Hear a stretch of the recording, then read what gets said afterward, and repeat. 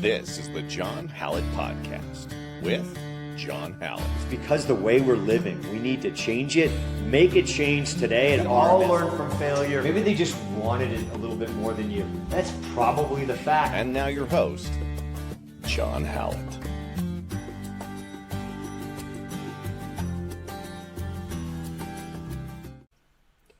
All right. How are you guys? We are back. Thanks for joining me again. We're talking a little bit about martial arts today. Also got a little clip from the Sean Ryan show of RFK. I thought it was good. Things to consider. I like him. You know, you may not. And I think a lot of people are just too divided. And, you know, somebody that's wanting to join the country up more and not Biden is dividing, Trump is dividing. Can we find somebody in the middle? And a lot of people, you know, I had a friend of mine say, you know, he's a libtard. How attached are we going to get to these things? It's just more division down the same road. We've already been here. I think we should be doing something else, doing something different. I think he comes from an old school point of view on a lot of the stuff, and he talks a little bit about gun control, school shootings on the Sean Ryan podcast. I encourage you to listen to it. Talks about how much money Trump spent and our debt. It's just crazy. We can't. Actually, I had a nightmare last night that I opened up the business credit card, and it was like $70,000, which, you know, for some small businesses, that's a reality. We've had a lot of debt here trying to get things, a different location opened up. You know, just starting a business takes a boatload of time and effort, and you can't run in the red all the time. And our country is just in so much debt. I mean, I was talking to my daughter about you cannot get in credit card debt when you're in college, because all of a sudden that whatever it is, it's going to be $30,000. You're going to be owing so much money, and this country owes so much money. It's ridiculous. We need to do something about it and make a change, that we can't do these things over and over again. So before I hit the wrong button and stop recording, how you doing today, Josh? I'm good, man. No complaints. I was just thinking about... I see you got a haircut. Not yet. It's on the list. It's on the list. It's on the list. There's lots of things I know I've got to do. It's like my sticky notes. It's on the list. He's like, it's down there on the ground. Hey, when you rolled me over the other day and you grabbed it and you twisted underneath me, that's when I realized it's probably time to get a haircut, because I really hate when it's used as a tool against me. But I don't look like the normal fighter, right? You look at me and you're like, wow, he's just some old scraggly hippie. That's what you're going for. It's called my fighter camouflage, right? You look nothing like a fighter, and that's where I go. I think dressing up as Mr. Rogers would be a better plan for you. No, that might be creepy. Are you sure? That kind of creeps me out. It kind of creeps you out. I'm no Mr. Rogers. I was just thinking, definitely. Like running a business, even if you have a really, really small business like mine, treasure's hard to come by. What is? Treasure. Money. Oh, right? Yeah. Treasure's hard to come by. In our nation, like, they've already taken... COVID put us it's so ridiculous. Yeah, we're trillions we of just dollars spend in money, these politicians. One thing I liked that he said, and part of the interview, it does get into his history and his addiction. And I mean, I think it's great that he's honest with it and what he continues to do to fight that addiction. But he talks about, he wants to sign an executive order that if you're caught lying, you're fired. Anybody in a government position lying to the American people, you're fired. Which, yes! Dude, you're lying to the American people. He goes back to... the FBI, the CIA. Yeah, clean house. I mean, clean house. But he talked about, which, you know, I kind of forgot that, or the whole story, that U-2 spy plane that was shot down over Russia. Yeah. There was a Russian mole in the Pentagon or and that he fed intel to them about it, which I didn't realize there. And that they got on TV because they banked on the pilot taking the cyanide. Yeah. And that they didn't have anybody, so they were like, lie to the American people, they don't have anything, and then the Russians rolled out our pilot. Yeah. And we were there. Oh, the government lied to us.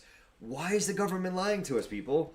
It's crazy. It's crazy. It happens way too much, and it happens every day. So yeah, that's really frustrating. More and more, and I liked what he said. Like, fire him. Like, we need to create a change. I like the things he's saying, and I don't think Trump is going to get us down the road. It's going to change some stuff. Sure. Yes, it's going to change some stuff, but we're still going to be, we don't want to totally unite. We're not all on board yet. It's going to just create the same division or more division in the country. If you elect Trump, I know all the Trump. Yeah. It's just going to create more of the freaking same. We're going to go back. We need to hit reboot. We need to reset, reboot. Without anything having to have a punch thrown. Well, we need somebody like that, and Trump is not it. Are you going to throw? We need our own political party then. What do you want to start? I mean, you got to come up with something. I mean, right now we're generally only given two sides we can vote for in an election, right? Yeah, we need to change the whole like party system. The money. Yeah, we've talked about this before. Hey, let's listen to this before. I guess it's only 57 seconds. So that's probably good. Cue it up. In there. Ooh, it actually worked. Yeah. So let's bring on. This is from the Sean Ryan Show. RFK. Encourage you to listen to the whole thing. Bring them up. That didn't work, Josh. Click on the eyeball. I was trying to tell you what you were talking, and I didn't want to mess with you too hard. There you go. You can mess with me, Josh. I mess with you all the time about your haircut. All right, let's take a listen. I'm not sure where this clip is, but the whole conversation. We should figure out why we're having these school shootings, and what is the covariable, because it doesn't seem to have anything to do with gun proliferation. There's a number of things that we should look at. What's changed, since Columbine, which was sort of the beginning of this.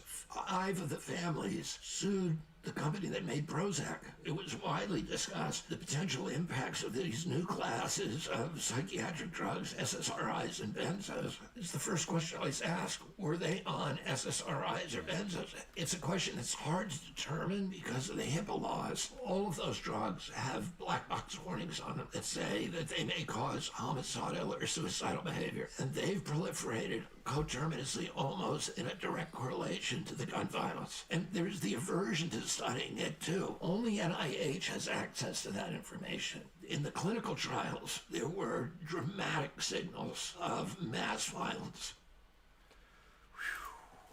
He talks a bit more on that, and some other correlations maybe, but that's a huge one. Yeah. That's a huge one. And, he's not blaming it on guns. Yeah. And some people, I don't think this guy, and I've seen other things, that he's pro Second Amendment. And there is a clip on abortion, and again, I've said this for I don't know how many election cycles. How long does the right have to hold on to the abortion thing? We're going to lose the election over abortion. That's an individual right.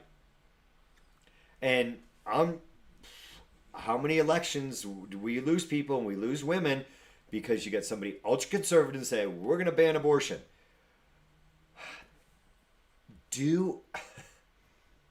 It's your body. It's your body. Okay. Stop taking away. Again, why are we taking away somebody's personal freedom? That's you. You do you, and I'll do me. Okay. And you live by your code, and I'll live by mine. Okay. And we've lost more elections over abortion. Good. It's a touchy one, It is. It's a touchy subject. It's life. I love kids. Yeah. I love kids too. But we're going to lose the election? You're going to lose the election? You're going to go down the path of communism. Hold on. You're throwing a lot at me. Hey, I'm going to hammer you. So first off, I'm just going to start with the SSRI inhibitors. Yeah, we'll come back to that. No, we're coming back to that. Okay. Well, you're going to go down the path of communism. You are going to burn over that issue. Over which issue? The abortion issue? You're going to burn. You're going to burn. You're going to let the Democrats go. And super radical. The way the party's going with it has been. I don't even think they're Democrats anymore. You would rather just continue to vote in another Biden, a Kamala, you would keep going that way just for the sake of going, I'm not going to vote for them over abortion. First off, I don't think it's the single issue that forces voters right now to I go think it for forces a lot. It forces a lot of women. It may, but if the Democrats were It serious does. It about doesn't may. if Democrats were serious about abortion, why not just make it legislation throughout the land? Because the last time it was based on a Roe versus Wade, which is a Supreme Court decision saying that, quote, women did have a right. But essentially, the last Supreme Court has said that they've kicked it back to the states, saying that the power for that resides within each state. So if Democrats were serious, they would pass a national law, legalize it. Shouldn't even be in the states, like whatever. And I'm different in that. I think the states should have their own right because that's a big one, right? You can choose, you can vote with your feet. So if you don't like the state that you live in, which has a law like that, you can move to another one, right? So that you can then have all of those freedoms and those likes, but right? Some people aren't. They don't have the money to do that, whatever. But again, let people freaking choose. I'm fine with that. Let people if you want to choose. But and the whole late-term abortion, I'm not a fan of that whatsoever. But is there cases? Sure. But it's just too many. We're just going down the same path, and we're dividing over an issue that has nothing to do with you and your family and what you do and what your values is. By telling somebody else you can't do that, that's not America. Well, they're not killing somebody. So they're not. Then add it to another platform. Then you got to choose a platform that either supports it or not, and then that's where the choice comes. But again, it shouldn't even be. Well, RFK is probably more in the middle on that than anybody because I've actually talked to the dude, and he seems to be pro-abortion. I think all the way up to the 9-month mark. I think is where he stood on that one, and I think he's also fairly pro-Second Amendment. So. He's kind of taking the issues that split both parties and trying to catch that group down the middle, right? Yeah. And that's sort of where his platform sits, right? Which is why a lot of people on the right don't like him, a lot of people on the left don't like him, right? Yeah, because he's in the middle, and so maybe that's somebody's people in the middle. What'd you say? Somebody's kid? No, he may be that kind of person's candidate. If you don't hang on this side or that side, you find the dude in the middle. I think a lot of people are in the middle. But the SSRIs. Now that it's a good. There's a lot of stuff, and they talk about something that's in that we deal with is childhood diabetes and some of these things. Yeah, that he starts to talk about. But again, there's these warnings on these. Can we stop blaming? The gun industry. There's been millions of guns in this country, and you start putting these kids on these pharmaceutical drugs that they are known warning suicidal, homicidal behavior. Right. And think about the shift. It's a known thing. They used to have plenty of places for people to go and get mental health attention, right? And those were tried and true solutions. They may not always have been good, but at least they had a place to go and talk about these things, right? A place to go and get some sort of therapy. And then when the shift went away from that and they started medicating people, we see lots of changes. All of a sudden, there's autism, there's obesity, there's more talks violence. About autism in the right, and he's been big on that one. I know that he's connected autism to a lot of drugs, but now it went from being like 1 in every 360 people had it to 1 in every 15 or something wild. Yeah, or 1 in 30. And then don't hold me to those numbers. Kids now, it's like 1 in 30, it might even be higher with kids. Yeah, it's higher. Well, he gets into some of the numbers on there. I don't know if it's in this because they did a great job. I'm glad that clip. Really, they clipped that up really nice and got that really concise in a minute on that whole conversation. They hit all the very key points on that. But we saw this dramatic shift in actually tried and true methods versus essentially was experimental drugs. And we've had them now probably since the late 90s-ish, right? So we're seeing generations of people now making their way with these SRI inhibitors. And it's changed people. And here's a former Democrat not blaming the guns. He's blaming something else. And he just, hey, there's other correlations. There's that stuff in Roundup. What is that called? I forget. But, and there's some other factors he does talk about in there. But the big one of all these kids being medicated. Yeah. So, Do you want to hear his stance on abortion? Well, yeah, we'll bring it up. I mean, I don't know how to do it, Josh.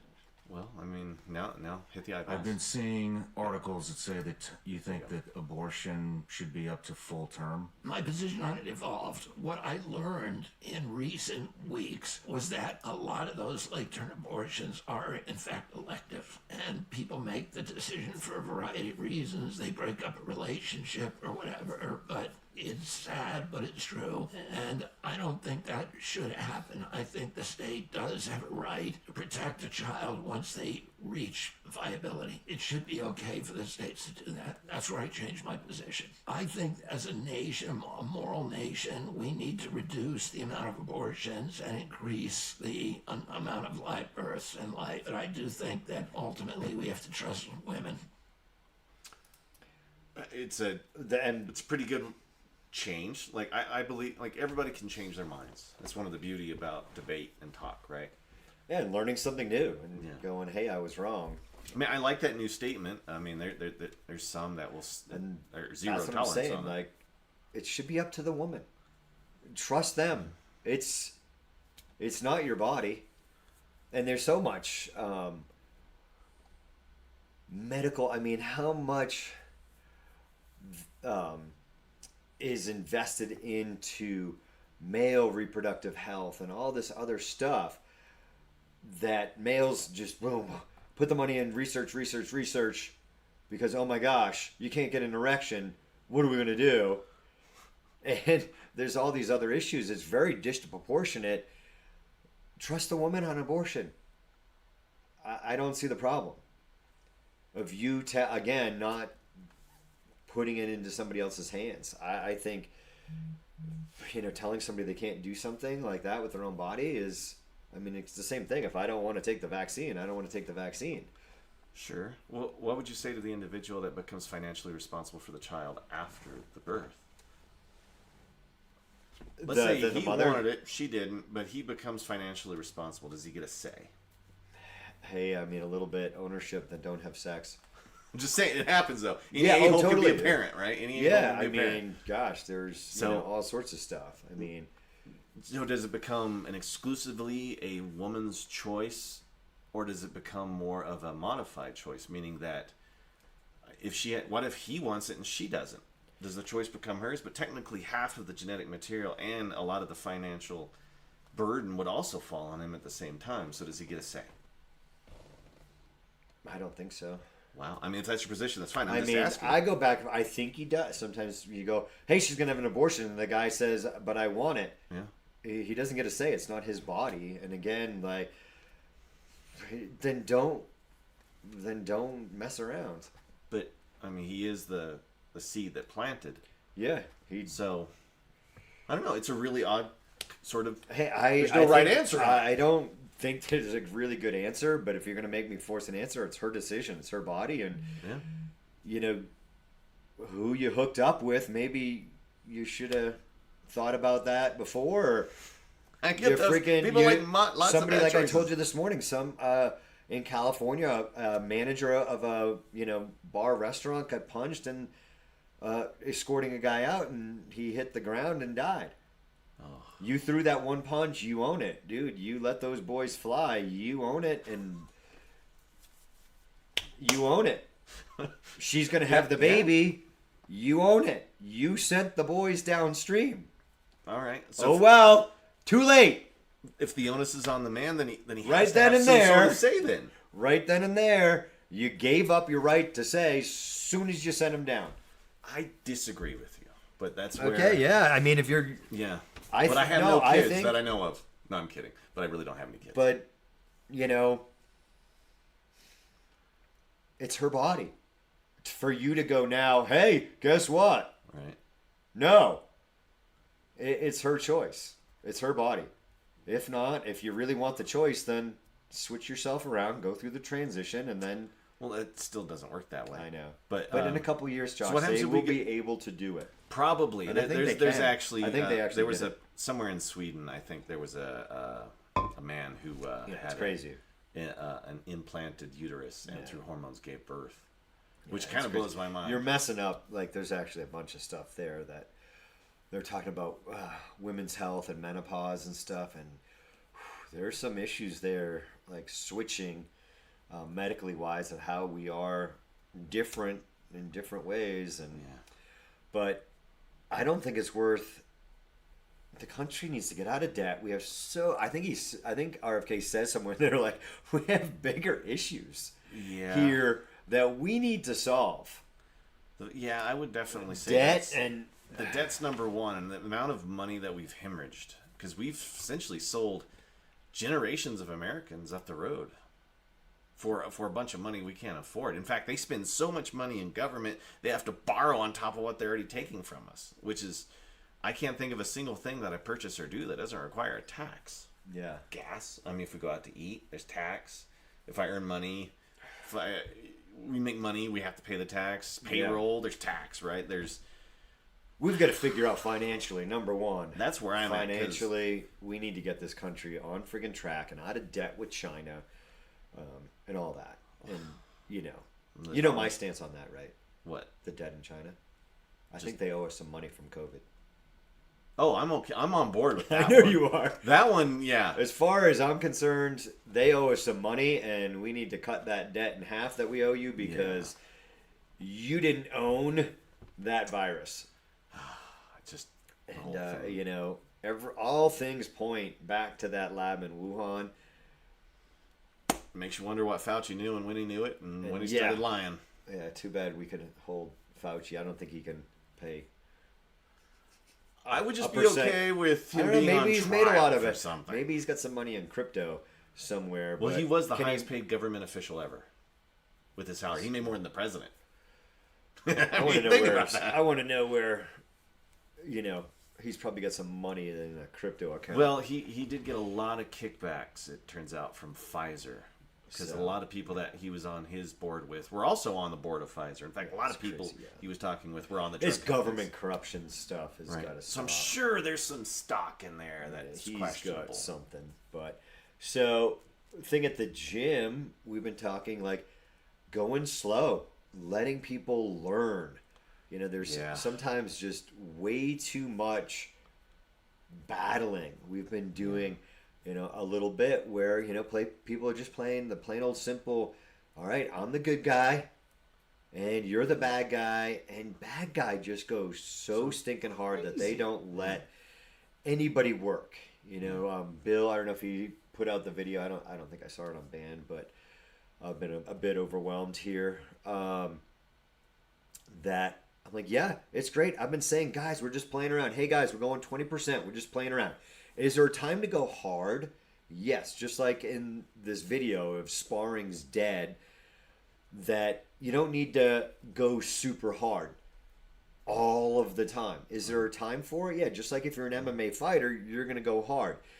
Is it testing for us? Like, hey, this is, higher level. You're going to go hard. There's a time for that. Do you need to do that on a weekly basis? No. And I've been saying it for years. Hey, guys, go slow.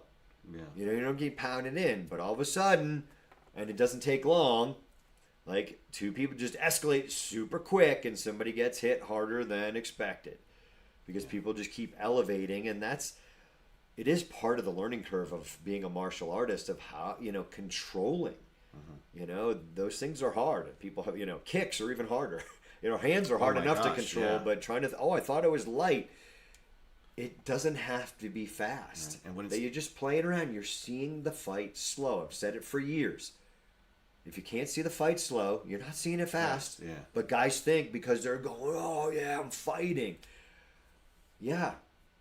It's a well done produced video on it, but I'm like, yeah, that backs up everything I've said for years. Yeah. That, and there's a bunch of UFC guys that are just they're drilling and playing the game of sparring and not getting hit hard, but everybody's got to execute. And, people miss. And I said it to, I guess, my adult fight class. I think I said it to the kid. I said it to one kid's class. One of our former members, Marcus, said he was, I always think this story's funny because I picture, immediately Somebody getting kicked with a guy wearing cowboy boots. I'm like, all right, Colorado somewhere, must have happened in Elizabeth or, Kiowa. Not that it couldn't happen anywhere in Colorado. And could have happened in Empower Field. Was that Zach Bryan last week? That was such a great show. But as my daughter and wife, there's a lot of poser cowboys. Never ridden a horse. In there, but I love his music. He's great. So he put on a good show. But so long story short, Marcus's buddy, they get in a fight outside of a bar. His friend misses like a head kick or does like a super touch. And that can be part of the issue, this whole conversation of like, well, I was just, touching. But there's some mental aspect to it. But so he misses the kick or he just like brought it up to the side of his face and stopped it. I can't remember which. Now, but then the guy looked at him and kicked him in the groin with the cowboy boots. And he lost one of the boys. And you're going, oh. There's some holes there, and I can see, way back, whatever traditional martial art, I believe it was a style of karate or taekwondo. Doesn't matter. I had the same issue. We would throw head kicks and stop them, and that becomes the whole issue. But mentally, you were just scoring a point.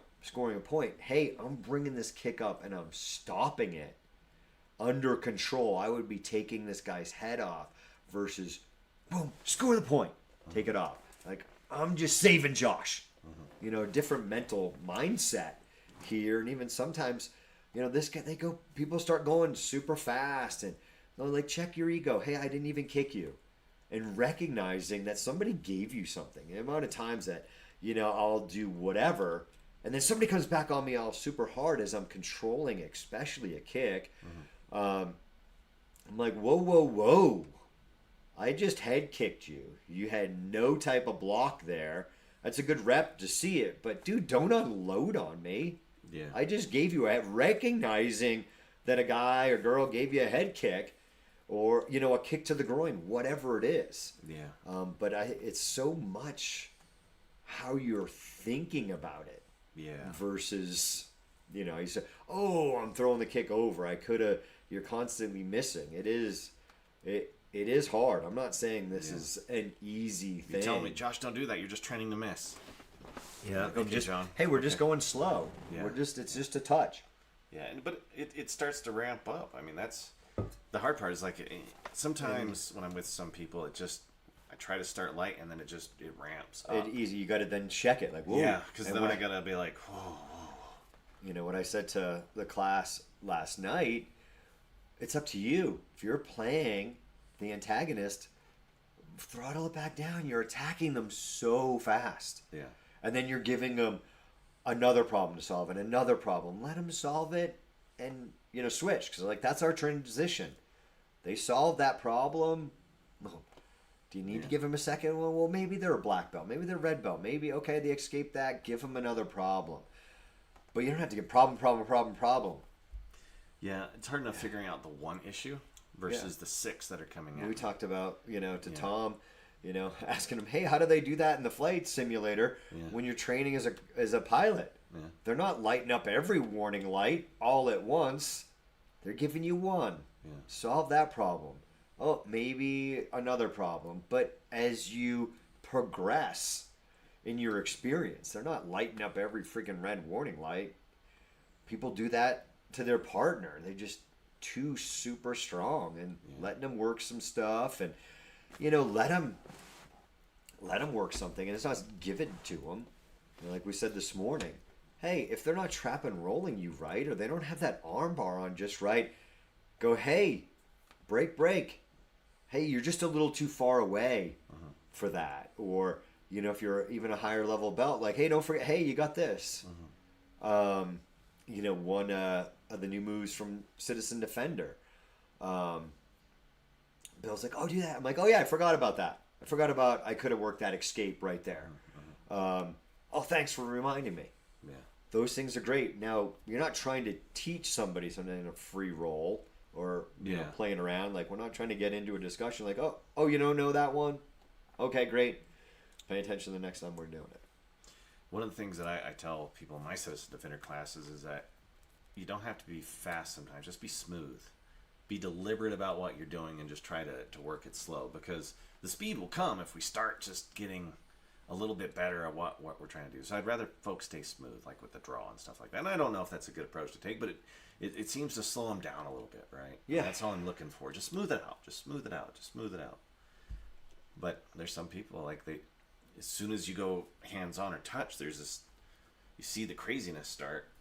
Yeah. And you're it's the same, like we'll tell the kids, like, don't rush cleaning your room because you're going to have to go back and do it again. Yeah. Do it. You know, it was a little bit different discussion just the other day. Wrap your mind around your parents told you to clean the room in our huddle up, but it's the same thing. You're rushing that draw and things are a little bit off. And now you don't have a chance to go back and clean it up. You got some t-shirt in that grip, you know, you thought you had a good purchase, but on your firearm, but your t-shirt's in there, or it gets hung up in the t-shirt. Just go through it slow and smooth. Yeah. And yes, sometimes that can just be people rush through that. Sometimes it can be just when we have people, okay, you're just going to present a threat. That's it. Just stand there. And then the antagonist, bad guy, runs in. Yeah. Like, hey, we just said just stand there. You're offering them another whole problem in there. It's like we had stick. Stick is so hard. Like somebody this morning, Katie's like, hey, back up. And just instead of going, because they were like 6 feet away, I mean, it wasn't even 8 feet. That second of going back up and trying to take a retreat away, stick is so hard and different, length weapon that she ended up kind of getting caught a little bit in between. There was that little hesitation of when to go. Yeah. It's hard when somebody's there. That was a hand-to-hand thing. I'm like, you got to go. Yeah. At them or away from them as quick as you can. This, hey, stay away. That's great, but you're kind of really too close for almost stay away. Yeah. You just need to go in one direction or the other as hard as you can. Because if you get caught from behind, and if you, at least you're inside of a stick if you're getting close to that person. Yeah. But it's all hard. But you're giving people so many problems when it's hard enough to go, should I draw my firearm here with somebody that's presenting a threat that is imminent? It's hard stuff. Never mind incorporating hand-to-hand skills with your firearm in there. I think I was going to a class last week. Can you redirect with your firearm? Well, you certainly can, but unless you do it. Yeah. And those are huge things. I really, the guy we talked about in Minnesota, like, shoot, fire 500 rounds, get comfortable with that firearm. Yeah. Get comfortable with that firearm by doing some mixed stuff when you don't have to use it. That's more important to me. Yeah. When you're actually going, it's freaking hard stuff. So yeah, baby steps. We always talk about it, but really, you can't get to a point inside of fighting where you improvise until you get at least the baby steps done. Because that's what that's where the best stuff comes out of, is in play. So we should be playing and then doing small bits. People, and there's a time to be aggressive. Yeah. And even like I said, you don't have to. I can be slow and smooth, and I'm being aggressive. I mean, I try to get it through people's heads for years and years. I'm like, I'm going slow. Do I look aggressive? Yes. Do I feel aggressive? Yes. But I'm going slow, and I'm touching you, and everything I'm throwing there has intent, but it's coming at a touch to you. And if all of a sudden you start, people go up. It takes a lot of discipline to go, all right, they just went really fast and they just hit me. Oh, whatever. I was going 1%, let's say, and they just boosted it up to 10. You just got to say whatever is the good guy sometimes. Like, whatever. And people think they got you. Cool. But, we'll take it out here. I think that's a good place to wrap it up today. All right, guys, thanks for joining me. Keep training.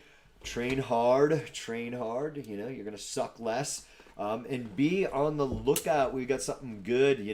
We've got those show sponsorships that were up there. That really helps. And we're going to be linking another one because, we've got a couple different things going on here.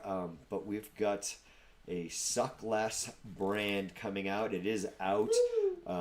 My daughter Lucy, it's her project with me to help her work her way through college. It is suckless.co, and that's where you can find our brands supplements that don't suck. So check it out, guys. Check it out. This is the John Hallett Podcast with John Hallett. It's because the way we're living, we need to change it, make it change today. And all our learn from failure. Maybe they just wanted it a little bit more than you. That's probably the fact. And now your host, John Hallett.